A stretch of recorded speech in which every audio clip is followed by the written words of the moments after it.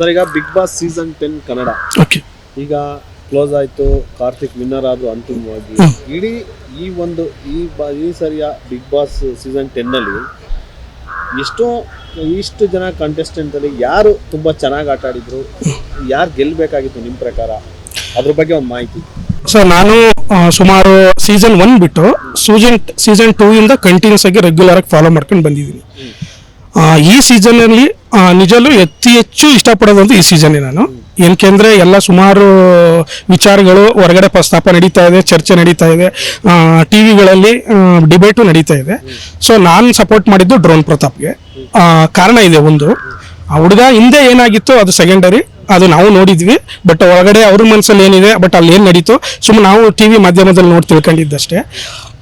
ಒಬ್ಬ ಮನುಷ್ಯನಾಗಿ ಒಳಗಡೆ ಇದ್ದು ಬೇರೆ ಕಂಟೆಸ್ಟೆಂಟ್ಗೆ ಆ ಥರ ಮರ್ಯಾದೆ ಕೊಟ್ಟು ಸಭ್ಯತೆಯಿಂದ ಅವನ ಬಾಯಲ್ಲಿ ಕನ್ನಡ ಮಾತು ಕೇಳೋದಿದೆಯಲ್ಲ, ನಮಗೆ ತುಂಬ ಇಷ್ಟ ಆಗುತ್ತೆ. ಅದು ಬೇರೆಯವ್ರಿಗೆ ಏನೇ ಪ್ರಭಾವ ಮಾಡಿದ್ರು ಕೂಡ ಅವನು ತಾಳ್ಮೆಯಿಂದ, ಅವನ ಜಾಣ್ಮೆಯಿಂದ, ಅವನ ಪೇಷನ್ಸಿಂದ ಈ 2ನೇ ಅಂತ ರನ್ನರ್ ಅಪ್ ತಗೊಂಡ, ಅದು ಖುಷಿ ಆಯಿತು. ಬಟ್ ಕಾರ್ತಿಕ್ ಗೆದ್ದಿದ್ದು ನಾನೇನು ತಪ್ಪು ಅಂತಲ್ಲ, ಖುಷಿನೇ ಇದೆ. ಬಟ್ ನಮ್ಮ ಡಿಸ್ಟಿಕ್ ಅವರು ತುಂಬ ಖುಷಿ ಇದೆ.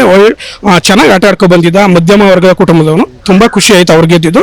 ರನ್ನರ್ ಅಪ್ ಬಂದಿದ್ದು ಡ್ರೋನ್ ಪ್ರತಾಪ್, ತುಂಬ ಖುಷಿ ಇತ್ತು. ಬಟ್ ವಿನಯ್ ಬರಬೇಕಿತ್ತು, ಅದು ನಮಗೆ ಸ್ವಲ್ಪ ಬೇಜಾರಿದೆ. ವಿನಯ್ ಅಟ್ಲೀಸ್ಟ್ ಟಾಪ್ 3 ಬರಬೇಕಿತ್ತು, ಬಂದಿರಲಿಲ್ಲ. ಬಟ್ ವಿನಯ್ ಈ ಒಂದು ಸೀಸನ್ಗೆ ಕಾಂಟ್ರಿಬ್ಯೂಷನ್ ತುಂಬ ಚೆನ್ನಾಗಿತ್ತು. ಸೊ ಟಾಪ್ 3 ಎಕ್ಸ್ಪೆಕ್ಟ್ ಮಾಡಿದೆ ವಿನಯ್ ಅವ್ರನ್ನ, ಬಂದಿಲ್ಲ, ಅದೊಂದು ಬೇಜಾರಿದೆ ಅಷ್ಟೇ. ಸಂತೋಷ್ ಬಗ್ಗೆ ಖಂಡಿತ ಸರ್, ನಿಜ ತುಂಬ ಖುಷಿ ಆಗುತ್ತೆ. ನಾನು ಅವರ ಟಿವಿಗಳಲ್ಲಿ ಮತ್ತೆ ಸೋಷಿಯಲ್ ಮೀಡಿಯಾದಲ್ಲಿ ಅವ್ರನ್ನ ವಿಡಿಯೋಸ್ ನೋಡ್ತಾ ಇದ್ದೆ. ಅಂದರೆ ಅವರು ಸ್ವಲ್ಪ ಏನೋ ಜೋರಾಗಿ ಮಾತಾಡೋರು, ನಮ್ಮ ಅಪ್ಪನ ದುಡ್ಡು ನಾನು ಸೋಕಿ ಮಾಡ್ತಿದ್ದೆ ಅಂತ. ಬಟ್ ಆ ಅಪ್ಪ ನಿಜ ಅವರು ಹೆಂಗಿದ್ರು ಅದು ಒಳಗಡೆನೂ ಅದೇ ಥರ. ಹೊರಗಡೆ ಈಗ ತುಕಾಲಿ ಸಂತೋಷ್ ಜೊತೆ ಮಾತಾಡ್ತಿರ್ಬೇಕಾರೆ ಬೇರೆಯವ್ರ ಬಗ್ಗೆ ಕೆಟ್ಟದಾಗಿ ಹೇಳ್ತಾ ಇರಲಿಲ್ಲ, ಏನಿದೆ ಅದನ್ನ ಹೇಳೋರು. ಇವರು ಏನೋ ತುಕಾಲಿ ಸಂತೋಷ್ ಅವ್ರು ಏನೇನೇ ಬೇರೆ ಥರ ಮಾತಾಡಿದ್ರು ಅವ್ರು ಸ್ಟಾಪ್ ಮಾಡೋರು, ಹಂಗೆಲ್ಲ ಮಾತಾಡ್ಬೇಡ ಅಂತ. ನಿಜಕ್ಕೂ ತುಂಬ ಖುಷಿ ಆಯಿತು ವರ್ತೂರು ಸಂತೋಷ್ ಅವರು.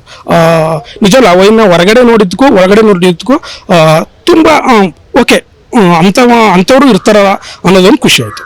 ಸಂಗೀತ ಅವ್ರ ಬಗ್ಗೆ ಖಂಡಿತ ಲೇಡಿ ಬಾಂಡ್ ನಿಜಕ್ಕೂ ತುಂಬ ಖುಷಿ ಆಗುತ್ತೆ. ಆದರೆ ಕೆಲವೊಂದು ವಿಚಾರಗಳಲ್ಲಿ ನನಗೆ ಮನಸ್ತಾಪ ಆಯಿತು.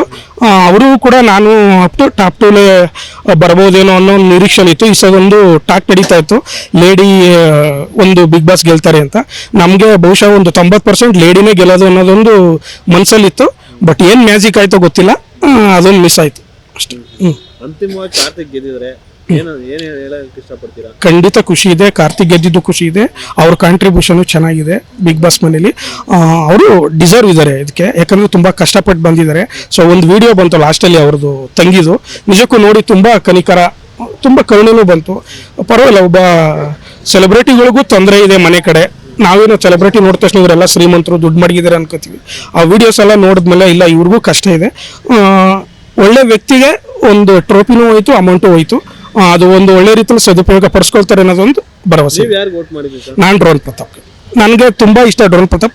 ಏನಕ್ಕೆ ಅಂದರೆ ಹೊರಗಡೆ ವಿಚಾರ ಅಲ್ಲ, ಮನೆ ಒಳಗಡೆ ಏನಿದ್ರು ತುಂಬ ಜೆನ್ಯೂನ್ ಆಗಿದ್ರು, ಒಳ್ಳೆ ರೆಸ್ಪೆಕ್ಟ್ ಕೊಡೋರು, ಒಳ್ಳೆ ಮನಸ್ಸಿಂದ ಒಂದು ಬಿಗ್ ಬಾಸ್ ಅಲ್ಲಿ ರನ್ನರ್ ಅಪ್ ಆಗ್ಬೋದು ಅಂತ ಏಕೈಕವಾಗಿ ತೋರಿಸ್ಕೊಟ್ಟದ್ದು ಇದೇ ಸೀಸನಲ್ಲಿ. ಮತ್ತು ಇನ್ನೊಂದು, ಹೊರಗಡೆ ಬಂದು ಅಷ್ಟೊಂದು ಹೊರಗಡೆ ನೆಗೆಟಿವ್ ಆಗಿ ಹೋಗಿ ಒಳ್ಳೆ ಪಾಸಿಟಿವ್ ರೆಸ್ಪಾನ್ಸಿಬಿಲಿಟಿ ಪಡ್ಕೊಂಡಿದ್ದಲ್ಲ, ಇಡೀ 10 ಸೀಸನಲ್ಲಿ ಅವ್ರಿಗೆ ಏಕೈಕ ಸ್ಥಾನ ಇದೆ.